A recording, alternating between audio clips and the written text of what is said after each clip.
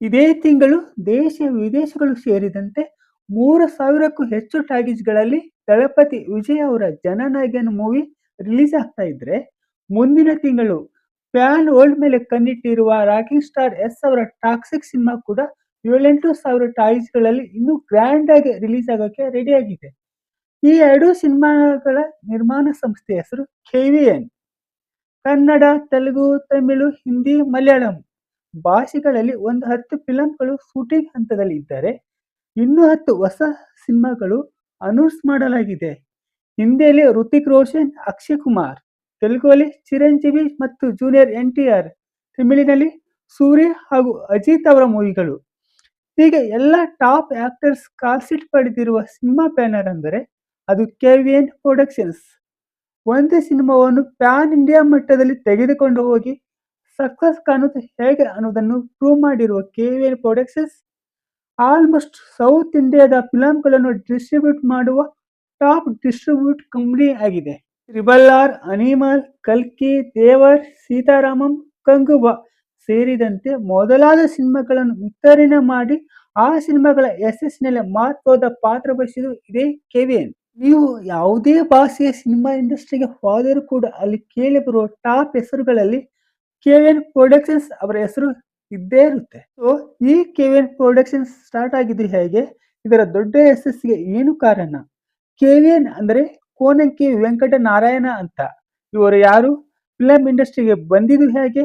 ಕರ್ನಾಟಕದಲ್ಲಿ ಭದ್ರವಾಗಿ ನೆಲೆಯೂರಿರುವ ಇವರು ಕ್ಯಾಬಿನೆಟ್ ಸಚಿವ ಸ್ಥಾನಮಾನ ಹೊಂದಿರುವ ತಮಿಳುನಾಡು ಸರ್ಕಾರದ ವಿಶೇಷ ಪ್ರತಿನಿಧಿಯಾಗಿ ಆಯ್ಕೆಯಾಗಿದೆ ಹೇಗೆ? ಮೊದಲಾದ ಇಂಟ್ರೆಸ್ಟಿಂಗ್ ವಿಷಯಗಳನ್ನ ಇವತ್ತಿನ ವಿಡಿಯೋದಲ್ಲಿ ನೋಡೋಣ. ಎಲ್ಲಿಯೂ ಸ್ಕಿಪ್ ಮಾಡದೆ ವಿಡಿಯೋವನ್ನು ಕೊನೆವರೆಗೂ ನೋಡಿ. ನೀವು ಇನ್ನು ನಮ್ಮ ಚಾನಲ್ಗೆ ಸಬ್ಸ್ಕ್ರೈಬ್ ಆಗಿಲ್ಲ ಎಂದಾದರೆ ದಯವಿಟ್ಟು ಈ ಕೂಡಲೇ ಸಬ್ಸ್ಕ್ರೈಬ್ ಮಾಡಿ, ಪಕ್ಕದಲ್ಲಿ ಕಾಣುವ ಬೆಲ್ ಬಟನ್ ಒತ್ತಿ. ಕೆ ವೆಂಕಟನಾರಾಯಣ ಅವರ ಹಿರಿಯರ ಬೇರುಗಳು ಕರ್ನಾಟಕದಲ್ಲಿ ಇವೆಯಾದರೂ ಇವರ ತಂದೆ ನೆಲೆ ನಿಂತಿದ್ದು ಆಂಧ್ರ ಪ್ರದೇಶದ ಅನಂತಪುರ ಜಿಲ್ಲೆಯ ಧರ್ಮವರಂ ಎಂಬ ಊರಲ್ಲಿ.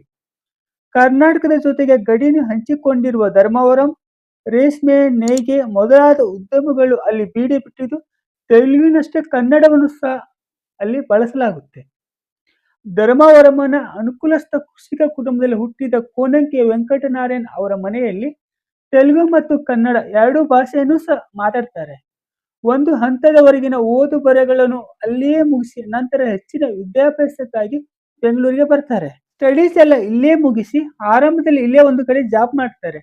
ಮುಂದೆ ಭಾರತದ ಹೆಸರಾಂತ ರಿಯಲ್ ಎಸ್ಟೇಟ್ ಕಂಪನಿಯಾದ ಪ್ರೆಸ್ಟೀಜ್ ಗ್ರೂಪ್ ಸೇರ್ಕೊಂತಾರೆ.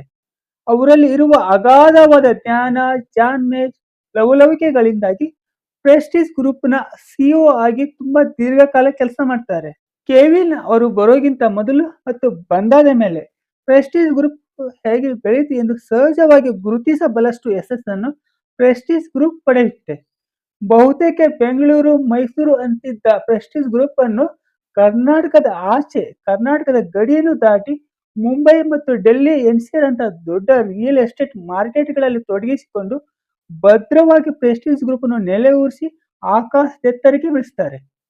ದೇಶದ ಸಾಕಷ್ಟು ಅತ್ಯಾಧುನಿಕ ಇಂಟಿಗ್ರೇಟೆಡ್ ಟೌನ್ಶಿಪ್ಗಳು, ಐಷಾರಾಮಿ ವಸತಿ ಯೋಜನೆಗಳ ರೂವಾರಿಯಾಗಿ ಕೆವಿನ್ ಅವರು ಉದ್ಯಮ ಕ್ಷೇತ್ರದಲ್ಲಿ ದೊಡ್ಡ ಹೆಸರು ಮಾಡ್ತಾರೆ. ಹಾಗೆ ಇದೇ ಟೈಮಲ್ಲಿ ಇಂದಿನ ಗ್ರೇಟರ್ ಚೆನ್ನೈಗಾಗಿ ಸಹ ಸಾಕಷ್ಟು ಹೊಸ ಹೊಸ ಯೋಜನೆಗಳನ್ನು ತಂದು ಟೌನ್ಶಿಪ್ಗಳನ್ನು ನಿರ್ಮಾಣ ಮಾಡ್ತಾರೆ. ಹೀಗಾಗಿ ಕೆ ವೆಂಕಟನಾರಾಯಣ ಅವರ ಕೊಡುಗೆ ಕರ್ನಾಟಕಕ್ಕೆ ಎಷ್ಟಿದೆಯೋ ಅಷ್ಟೇ ತಮಿಳುನಾಡಿಗೂ ಸಹ ಇರುತ್ತೆ.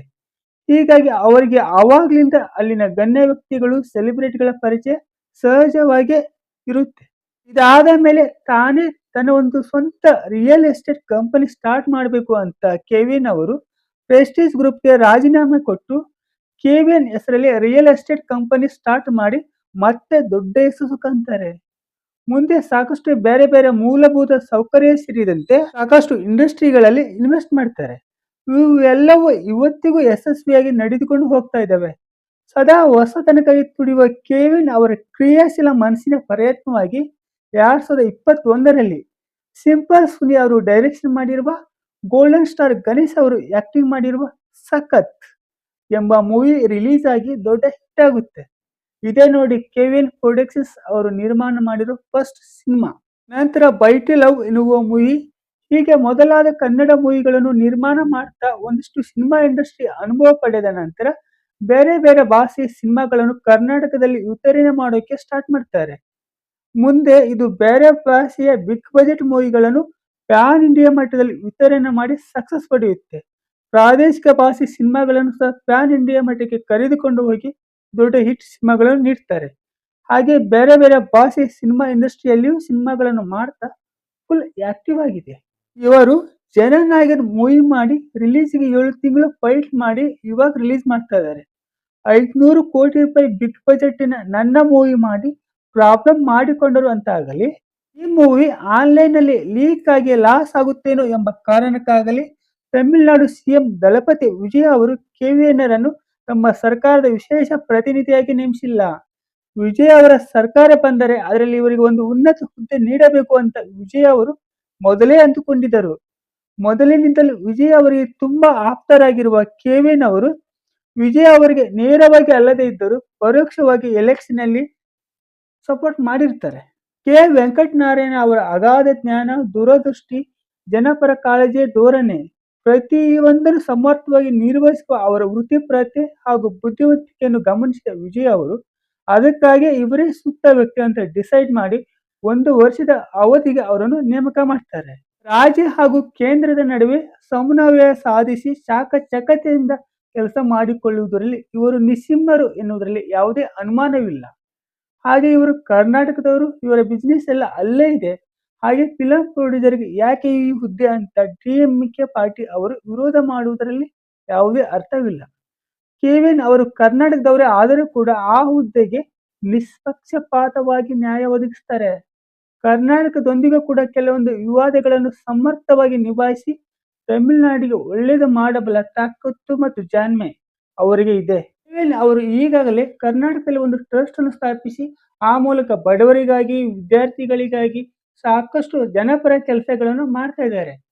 ಹಾಗೆ ರಾಕಿಂಗ್ ಸ್ಟಾರ್ ಎಸ್ ಅವರ ಜೊತೆಗೂಡಿ ಸಾಕಷ್ಟು ಕರ್ನಾಟಕದ ಮೂಲೆ ಮೂಲೆಗಳಲ್ಲೂ ಸಹ ಒಂದಿಷ್ಟು ಮೂಲಭೂತ ಸೌಕರ್ಯಗಳ ಅಭಿವೃದ್ಧಿ ಮಾಡಲು ಕೂಡ ನೆರವಾಗಿದ್ದಾರೆ. ಹಾಗೆ ಕೆ. ವೆಂಕಟನಾರಾಯಣ್ ಅವರಂತ ಧೀಮಂತ ನಿರ್ಮಾಪಕರ ಸಿನಿಮಾಗಳು ಸಕ್ಸಸ್ ಆದರೆ ಫಿಲಂ ಇಂಡಸ್ಟ್ರಿ ಇನ್ನಷ್ಟು ಬೂಸ್ಟ್ ಆಗುತ್ತೆ. ಹಾಗೆ ಅವರಿಗೂ ಕೂಡ ಇನ್ನಷ್ಟು ಸಿನಿಮಾಗಳನ್ನು ಮಾಡುವ ಉತ್ಸಾಹ ಬರುತ್ತೆ. ಆ ಕಾರಣಕ್ಕೆ ಕನ್ನಡದ ಹೆಮ್ಮೆಯ ಕೆವಿಎನ್ ಪ್ರೊಡಕ್ಷನ್ಸ್ ಮಾಡ್ತಿರುವ ಎಲ್ಲ ಸಿನಿಮಾಗಳು ಯಶಸ್ವಿ ಆದರೆ ತುಂಬಾ ಒಳ್ಳೆಯದು. ಯಶಸ್ವಿ ಆಗಲಿ ಎನ್ನುವುದೇ ನಮ್ಮ ಹಾರೈಕೆ. ಇದಾಗಿತ್ತು ಇವತ್ತಿನ ವಿಡಿಯೋ. ಮುಂದಿನ ವಿಡಿಯೋದಲ್ಲಿ ಮತ್ತೆ ಸಿಗೋಣ. ಅಲ್ಲಿ ತನಕ ಟೇಕ್ ಕೇರ್.